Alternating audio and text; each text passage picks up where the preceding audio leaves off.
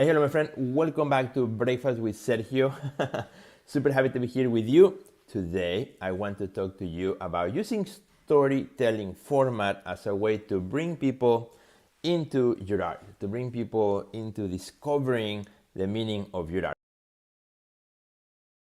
We're going to have today. This is kind of a sequel, that follows up yesterday's episode of Breakfast with Sergio, where I actually talk about why you should not share the meaning of your art. And I purposely kind of use that topic, that title, to entice conversations. So yes, that video has a lot of conversations. If you look at the comments on Instagram, a lot of artists say, yeah, I agree, I love it. Others, they're like, no, I actually don't agree as much of it, which is great. I love that. That's why it's a conversation. I'm just giving you my opinion. And in fact, some people say, well, I think you should talk about your art. I enjoy when you say something about your art and so on. So, it's a whole spectrum, and others who say, I actually don't like to talk about my art. So, it was really fun to read the comments. I'm still replying to them. But the whole idea was not to give away the meaning of your art so soon, so quickly. Now, I was talking about particularly in terms of, your marketing, your social media, and so on. Of course, in the context of an exhibition, or a proposal for a show, or a residency program, well, those are different things, right? I'm not talking about that. I'm talking about when you share your art with the public, your social media and your emails and things of that nature. The whole idea was, if you start with the meaning of this painting is, you're already priming in the viewer's mind that there is one way of looking at the art. So my whole thesis on that video was, don't tell people what to think at the start. Let them see the artwork. And then I said in the video, there are 10,000 other things you can talk about your art without saying the meaning of this art is such and such X, Y, and Z. The moment you say those words, the meaning of my art is, you are kind of implying that there's only one way of looking at your artwork. So that was the whole idea, right? I think some people did not see the whole video because they didn't understand that, there's actually, I was saying that, yes, there are many things you can say about your art. So in this video, I want to approach that and talk about how storytelling, is a way to invite people to come into your art, and as a way to really invite them to come up with also their own interpretation of your art, which is something that I love. When we invite the public, the viewer, to come with who they are, their own experiences, their own baggage, and bring those into the conversation of what that piece is all about, right? Versus me telling you how to read my art, versus me spoon-feeding you, right, how to think about my art. So that's what it's the topic, and we're gonna talk about that. It's not a reel, so don't expect like a very quick, thing. In this Breakfast with Sergio, I'm actually taking my sweet time to talk about that. As I also drink here. Today's drink actually is a shake. It's not coffee. It's a shake. That's why it's kind of thick. A shake of what do I put it? Pineapple, and also papayas, which is really what I'm drinking. It's great with almond milk, which I love too.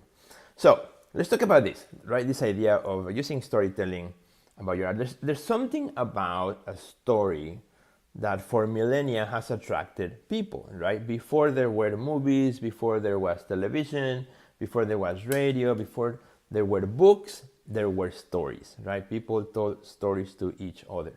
The stories are still so important, still stories are so attractive to us, right? That when somebody says, hey, let me tell you a story, we kind of tend to pay attention, right? All of a sudden, like, oh, let me stop and pay attention to that story. When we go to the movies, we turn off our phones, we put them in your pockets because we don't want to miss the story, right? And you don't like it when, you're gonna go see a movie and then you hear as you're walking in somebody talking about how the movie ends, right? Like, oh shoot, now I know, spoiler alert, right now I know how the movie ends. It's not as fun because they just told me what to think about of the movie. And that's kind of like similar to this whole idea that I'm talking in these two episodes about your art, right? When you talk about your art from the start as the meaning of my art is such and such, you are almost like giving away the ending, right? Of what your artwork is and means. So What if, for example, and I'm going to use two examples here. So I have my painting right here, which is my newest painting that I just made here in South Florida, Miami area. So, if I start to talk about this painting in terms of, well, this painting means that, nature is so important and we must conserve what we have because one day we may not have it, right? And these two figures right here mean that there's a symbiotic, really connection between us and nature. We are one, even though we may be different and even though we may have certain dominion over it, right? So by me starting with the words the meaning of, right, it's like I'm implying this is the way to see the painting. Versus, and here's what my whole idea that started yesterday will culminate today with the idea of, instead of telling you, starting with the words the meaning of, what if I start talking about this painting and let me tell you a story about how I conceived this painting, right? So I'm already priming you in a different way by saying, let me tell you a story. Now there's a story that I want to share with you about how I conceived this painting, right? So let me tell you a story about this painting. We just moved here to South Florida.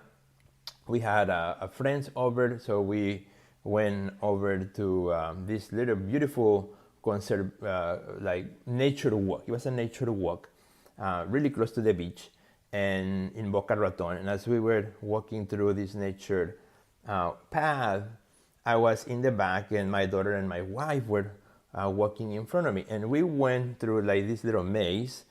And as we went through it, all of a sudden, they were surrounded by these beautiful leaves and beautiful plants, and it was sunny, and it was just like all I needed was like the music, like whoa, to really make such a great impression on me as they were kind of like surrounded, almost like nature was embracing them. And maybe you have experienced something like that yourself. Maybe when you went to the woods or you went to some place outside of the city where you may be at, and you experience that. Maybe some of you guys are lucky enough that you experience that every day. For some others who live in big cities like New York, Chicago, LA, Miami, it's kind of more difficult. You have to go out of where you're at to be there, right? But when you get to that place, don't you feel like something different, something that's so unique to you?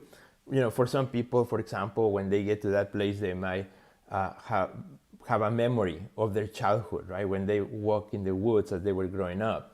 For others, it might be something that they would like to do more of, right? They wish they could do more. For some of them, maybe a spiritual connection with nature, right? Or they may feel like, there's something there that embraces them.